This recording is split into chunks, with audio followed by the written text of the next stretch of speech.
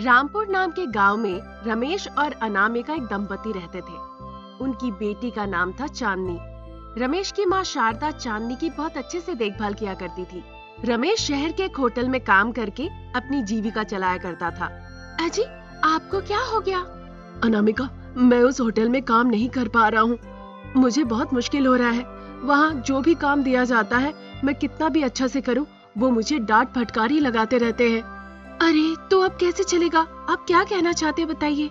जो मैं कह रहा हूँ ध्यान से सुनो। मैं वहाँ पे ठीक से काम नहीं कर पा रहा हूँ। यहाँ पर मैं अपने दम पर काम करना चाहता हूँ। आप कैसी बातें कर रहे हैं? आप यहाँ पे क्या काम कर सकते हैं? मुझे पता है समोसा कैसे बनते हैं। मैं समोसा का व्यापार शुरू करना चाहता हूँ। अगर तुम मुझे मदद करोगी तो बहुत अच्छे से करूँगा मैं। जब रमेश और अनामिका बातें कर ही रहे थे, शारदा वहाँ आ जाती है। उनकी बातें सुनकर कहने लगती है, तुम क्या बात कर रहे हो? तुम्हारी एक बेटी है, याद रखना। अगर तुम समोसा का व्यापार करते हो तो उसकी शादी कैसे कराओगे? तुम समझ रहे हो तुम क्या कह रहे हो? मुझे नहीं लगता ये काम करना सही होगा। माँ, तुम हाँ कहो या ना कहो, मैं यही काम करूँगा। मुझे समोसा अच्छे से बनाना आता है। मुझे लगता है अगर मैं ये काम करता हूँ तो ये सुरक्षित और अच्छा रहेगा और हमें अच्छी कमाई होगी।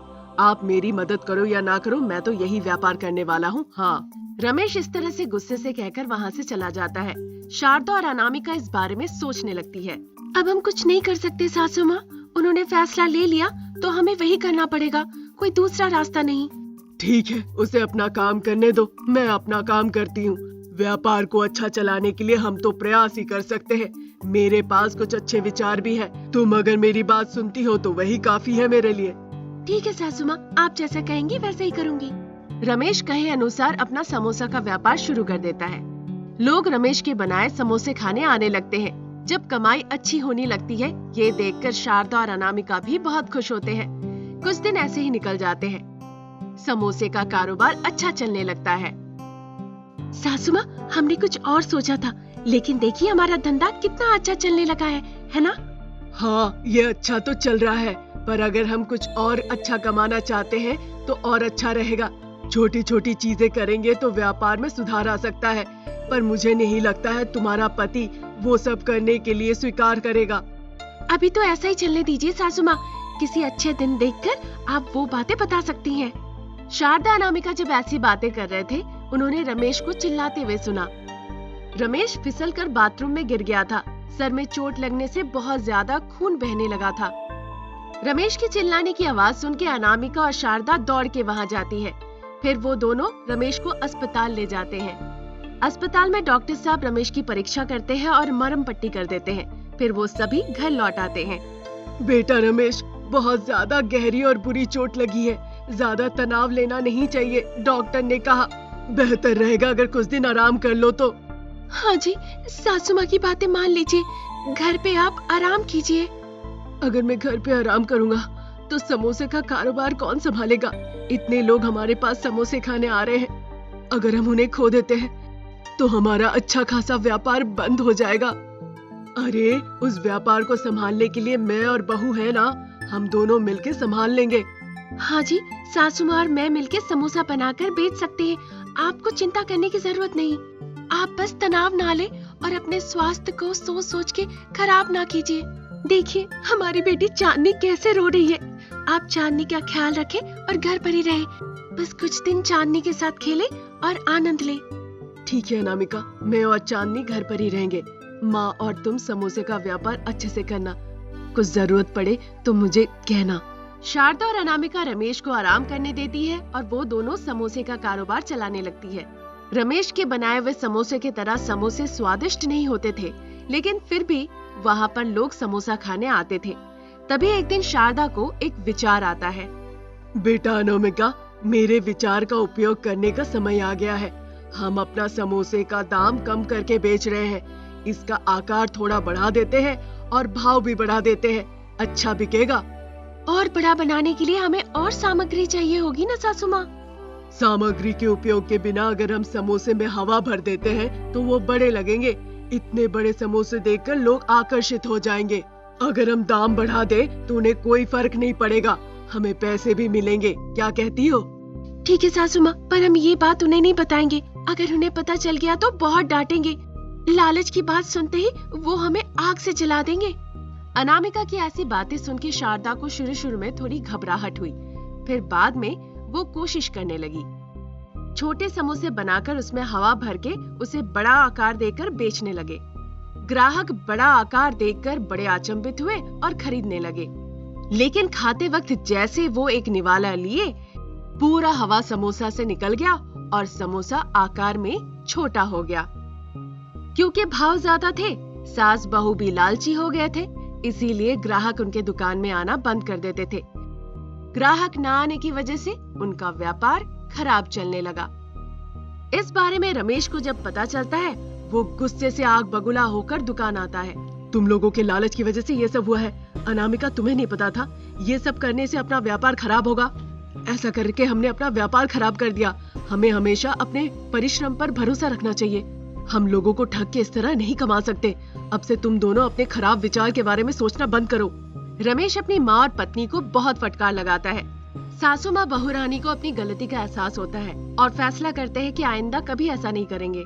रमेश अपने बलबूते फिर से समोसा का व्यापार शुरू करता है।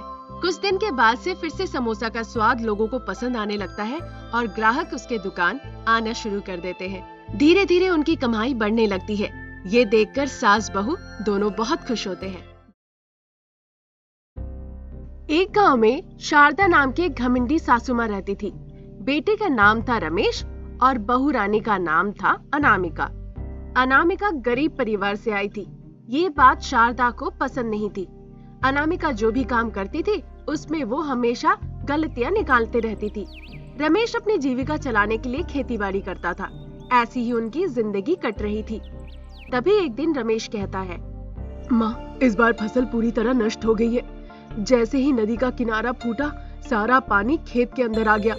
इस वजह से हमारा सारा खेत नष्ट हो गया। माँ, अब कैसे चलेगा? हमारी जिंदगी तो पूरी तरह से खेत पर ही निर्भर है। हम पैसे कहाँ से ले आएंगे अगर ये क्षेत्र खराब हो गया तो? तुमने इस तरह कहा, मुझे बहुत बुरा लगा। बुरा मानने से कैसे चलेगा माँ? हम थोड़ा इंतजार करके देख सकते हैं। अगर फसल के पानी तालाबों में चले गए तो हम फिर से फसल उगा सकते हैं माँ। वो तो सही है, पर उसके लिए हमें काफी इंतजार करना पड़ेगा, कम से कम 3 महीने। अब जब यही फैसला हुआ है तो चलो ये भी देख लेते हैं। आओ पहले खाना खा लो। ऐसा कहकर शारदा रमेश खाना खाने बैठते हैं। अनामिका खाना परोसती है। जब वो किचन से तरी लेकर आ ही रही थी, अनामिका का पैर फिसल जाता है और पूरी सब्जी जाके शारदा के ऊपर गिरता है। हे भगवान, ये सब बर्बाद कर दी। अब पूरे सारी में सब्जी और सब्जी हो गई। मुझे पता है इसने जानबूझ के ये सब किया है। आजकल इसकी गलती दिन ब दिन बढ़ती ही जा रही है। शारदा इस तरह कह रही थी। रमेश देख ही रहा था। तब तक शारदा जाके अनामिका के दोनों गालों में चमाट लगा देती है। अनामिका रोते रोते किचन में चली जाती है। रमेश अनामिका के पास आता है। देखो, तुम आजकल हदें पार कर रही हो। तुम मेरी माँ को थोड़ी भी सम्मान नहीं करती हो। मैं जानता हूँ तुमने जानबूझ के ये सब किया है। मेरी माँ अगर थप्पड़ नहीं लगाती ना तो मैं आके आग लगा देता। अब से ठीक से बर्ताव किया करो, समझी? ऐसा कहकर रमेश वहाँ से चला जाता है। एक तरफ सासू माँ थप्पड़ लगाती है, दूसरी तरफ पति इस तरह से डांट फटकार लगाता है। बेचारी बहू रानी बहुत दुखी होकर रोने लगती है। वो समझ नहीं पाती है जाके वो किसे बताए। वो बस रोती ही रहती है। अगले दिन रमेश अपनी माँ शारदा को लेके खेत के जमीन पे जाता है। पूरा खेत पानी के नीचे डूबा हुआ था। ये देख के बहुत बुरा लग रहा है। मेरे सुनहरे फसल जो हमने उगाए थे सब पानी के नीचे डूब गया है। हर साल इस तरह हो रहा है और हमें परेशानी हो रही है। समझ नहीं आ रहा है क्या करूं। बुरा मत मानो माँ, इस बार सरकार के लोग आके तालाबों की मरम्मत करेंगे सुना है। हमें चिंता करने की कोई जरूरत नहीं। उन्होंने कहा है कि झील का पानी नहीं आने पर बड़े बड़े तालाब खोदेंगे। क्या करते हैं देखते हैं। सच कहा, ये अच्छी खबर सुन के तो मैं बहुत खुश हो गई। अब आखिर में हम नदी किनारे जा सकते हैं। चलो। ठीक है माँ, चलो चलते। लेकिन वहाँ नदी का किनारा थोड़ा खो गया है, जो हाल ही में टूटा था, इसीलिए वहाँ कोई नहीं जा रहा था। अभी पानी थोड़ा कम हो गया तो हम वहाँ जा सकते हैं। चलो देखते हैं जाके। ऐसा कहकर रमेश और शारदा उस नदी किनारे जाते हैं और जैसा सोचा गया था नदी का किनारा धंस जाता है। शारदा और रमेश फिसल के उस नदी में गिर जाते हैं। उन दोनों को काफी ज्यादा चोट लगती है, जिस वजह से दोनों ही संज्ञाग्रस्त हो जाते हैं। एक तरफ रमेश, दूसरी तरफ शारदा, दोनों ही संज्ञाग्रस्त हो चुके थे और घर का सारा काम काज अनामिका अकेले संभाल रही थी और उन दोनों का अच्छे से देखभाल भी कर रही थी। अरे बेटा, हमने बहुत बड़ी भूल की। हमने अनामिका को बहुत परेशान किया, पर वो हमारा बच्चों की तरह देखभाल कर रही है। उसकी जगह अगर कोई और होता तो हमें छोड़ ही देता, पर वो हमारा बहुत ख्याल रख रही है बिना परेशान हुए। हाँ माँ, सारा राशन भी खत्म होने को आया है। अब पता नहीं अनामिका हमारे लिए खाने का बंदोबस्त कैसे करेगी। हमारी ऐसी परिस्थिति है कि हम काम नहीं कर सकते। अब बहू को ही कुछ करना पड़ेगा। मैं तो बहुत दुखी हूँ। रमेश और शारदा की इस तरह की बातें अनामिका पीछे से सब खड़े खड़े सुन लेती है। अपना घर का देखभाल करने के लिए, जीविका चलाने के लिए मेहंदी का व्यापार, जिसके बारे में वो पहले से जानती थी, वो करने लगती है। वो लोगों को मेहंदी लगाने के लिए रोज शहर जाने लगी और उन पैसों से परिवार चलाने लगी और उस तरह से वो अपनी सासू माँ और पति का अच्छा इलाज भी कराती है। वो दोनों ठीक हो जाते हैं। वो जानना चाहते थे कि बहू ने कैसे पैसे कमाए और परिवार को कैसे चलाया। बेटा अनामिका, मैंने अब तक तुम्हारे साथ बहुत बुरा बर्ताव किया, पर तुमने हमें बच्चों की तरह देखभाल किया। तुमने इतने पैसे कैसे कमाए और कहाँ से पैसे आए? सासू माँ, घर की देखभाल के लिए, रहने के लिए, परिवार को बचाने के लिए मैंने मेहंदी का व्यवसाय शुरू किया। मैं हर दिन लोगों के हाथों में मेहंदी लगाती थी और उन पैसों से आप सभी का इलाज करवाया। मैं बहुत खुश हूँ बेटा। आज तुम्हारी वजह से हम दोनों जिंदा हैं। अब तक मैंने भी अपनी पत्नी को बहुत सताया है। अब से मैं भी काम सीखूंगा और काम करूंगा, मेहनत करके परिवार चलाऊंगा।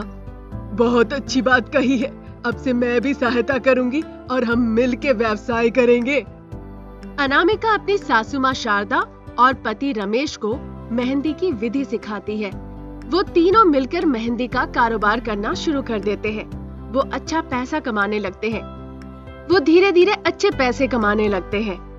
आसपास के गांव में जहां भी कभी शादी होती थी या कोई अवसर होता था, वो सभी लोग अनामिका के पास आते थे मेहंदी लगाने के लिए।